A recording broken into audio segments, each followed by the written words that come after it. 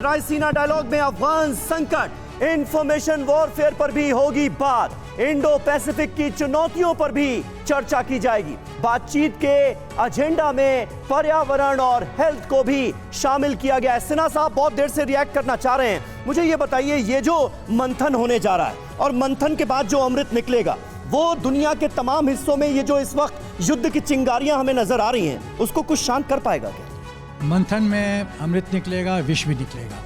मैं कहना चाहता हूं कि भूतकाल में हिंदुस्तान विश्वगुरु था, इतिहास फिर दोहरा रहा है और फिर इस विश्वगुरु के स्टेज पे हिंदुस्तान पहुंच रहा है और केंद्रीय सरकार को, केंद्रीय नेतृत्व को इसके लिए बधाई देने की जरूरत है। पहली बात। दूसरी बात कि ये पूरा विश्व समझ रहा है कि हिंदुस्तान ही एक देश है जो मानवता में विश्वास करता है, बिल्कुल न्याय में विश्वास करता है, वसुधैव कुटुंबकम में विश्वास करता है और सबका भला के सोच में विश्वास रहता है। और इसीलिए 93 देश के जब लोग यहाँ आ रहे हैं, इसका मतलब है इस प्लेटफॉर्म पे वो हिंदुस्तान के नेतृत्व को स्वीकार कर रहे हैं और अपना योगदान देना चाहते हैं कि विश्व कैसे आगे बढ़े शांति के मार्ग पे। जो एजेंडा आपने 6-7 पॉइंट बताया, उसमें जो महत्वपूर्ण मैं समझना चाहता हूँ, इंडो पैसिफिक, जो टेक्निकल वॉर है उसका स्वरूप, और नया ट्रेड ऑर्डर।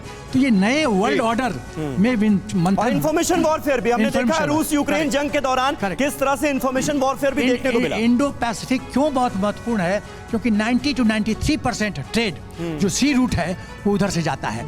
यदि वो चीन के कब्जे में आया तो विध्वंस है, फिर तो पूरा ग्लोबल जो ट्रेड है वो अफेक्ट होगा। ये अमेरिका भी समझता है, हिंदुस्तान भी समझता है। बिल्कुल बिल्कुल। आशीष, ओवर टू यू। बिल्कुल, और केवल ट्रेड ही नहीं, अब काफी कुछ दांव पर लगा हुआ है। और आपको बताते हैं, न्योता देना महत्वपूर्ण नहीं है, न्योता कौन कौन स्वीकार करता है ये भी बहुत ज्यादा महत्व रखता है। और ऐसे में आपका खुद का परिवार वेलकम करने के लिए तैयार होना चाहिए। तो इसीलिए आपको दिखाते हैं कि देश में कौन कौन से बड़े चेहरे हैं जो कि ग्लोबल स्टेज के सेंटर पर आएंगे।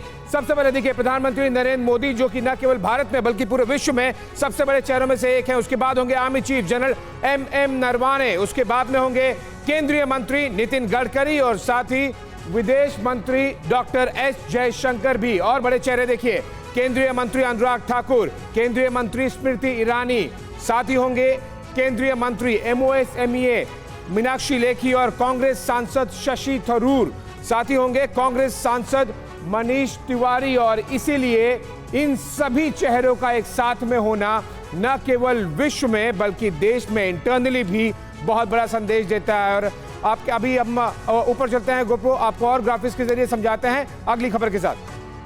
बिल्कुल आशीष, बहुत ही महत्वपूर्ण है रायसीना डायलॉग, जिसमें 90 देशों के बड़े चेहरे आज हिस्सा ले रहे हैं। और आइए अब उन विदेशी बड़े चेहरों पर भी हम गौर करते हैं जो रायसीना डायलॉग में शामिल हो रहे हैं। एक एक करके उन सभी के नाम आपको बताते हैं। रायसीना डायलॉग में विदेशी दिग्गज शामिल हो रहे हैं, जिसमें इस बार चीफ ऑफ गेस्ट है EU chief Ursula von der Leyen.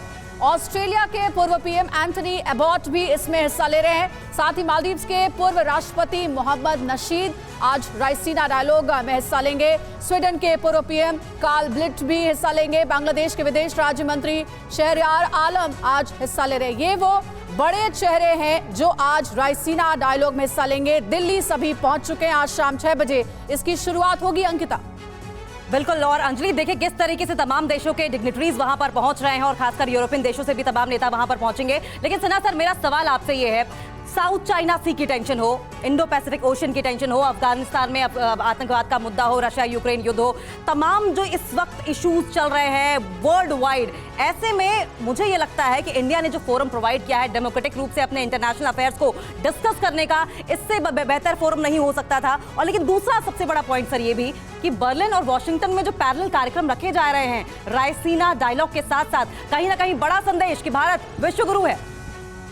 मैं ये कहना चाहता हूं कि जिस तरह से रायसीना डायलॉग जो अंतर्राष्ट्रीय स्तर के जो कूटनीति में एक महत्वपूर्ण स्थान आपको बना रहा है, ये भविष्य में रायसीना डायलॉग एक रेफरेंस पॉइंट होगा नए वर्ल्ड ऑर्डर का, कि हिंदुस्तान के नेतृत्व में किस किस बिंदुओं में क्या क्या मंथन हुआ और क्या क्या क्या बातचीत हुई। तो भविष्य में जब भी अंतर्राष्ट्रीय स्तर पे किसी बिंदु पे चर्चा होगी तो रायसीना डायलॉग एक रेफरेंस पॉइंट होगा। बहुत बड़ी अभिषेक हमारे सहयोगी इस वक्त जुड़े चलेंगे उनके पास। अभिषेक, बात हो रही है ग्लोबल पीस की, बात हो रही है इकोनॉमिक ग्रोथ की, एनवायरमेंट की, लेकिन एक भारत का अपना एक व्यक्तिगत बहुत बड़ा कंसर्न है टेररिज्म।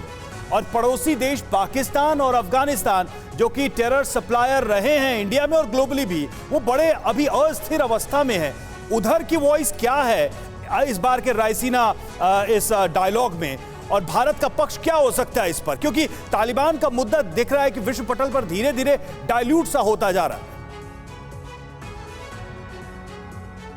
देखिए, ये ध्यान रखने वाली बात होगी, इसी रायसीना डायलॉग में हमने अफगानिस्तान के पूर्व राष्ट्रपति हामिद करजई को हम देख चुके हैं, वो अपनी बात कह चुके हैं। तब स्थितियां दूसरी थी, अब हालात बदल गए हैं। तो जाहिर सी बात है, अफगानिस्तान एक बड़ा मुद्दा है और अफगानिस्तान के जरिए जो टेरर लॉन्च पैड तैयार हो रहा है और जिसके खतरा सिर्फ भारत को नहीं है, वो खतरा ईरान को भी है, वो खतरा खुद पाकिस्तान में। देखिए, पाकिस्तान की ओर से तालिबान में अटैक किए जा रहे हैं, पाकिस्तान खुद ही जो कि आतंकवाद का निर्यात करता है, वो खुद ही अब उसको झेल रहा है। तो ये एक बड़ा मुद्दा होगा। देखिए, दो चीजें बहुत इंपॉर्टेंट है। एक इंपॉर्टेंट जिसकी वो बात कर रही हैं, जो यूरोपियन यूनियन की अध्यक्ष आई हुई, रिन्यूएबल एनर्जी की बात कर रही है और भारत की भूमिका 2030 तक भारत अपने पैरों पर खड़ा होगा, उनका कहना है दूसरे देशों को मदद देगा। तो ये जो आर्थिक परिदृश्य है, जो प्राकृतिक परिदृश्य है, उसमें भारत का योगदान, और दूसरा जो पूरा विश्व आतंकवाद से जूझ रहा है, जो वैश्विक सुरक्षा की स्थिति है, वहां भी भारत का से, ये दोनों ही पैरेलल हैं। चलिए, बहुत बहुत शुक्रिया अभिषेक उपाध्याय और मनीष झा, आप दोनों का रायसीना डायलॉग पर पूरी दुनिया की नजरें। शाम 6 बजे से होगी इसकी शुरुआत। अड़ी सोमवार से शुक्रवार शाम 6 बजे सिर्फ TV9 भारतवर्ष पर।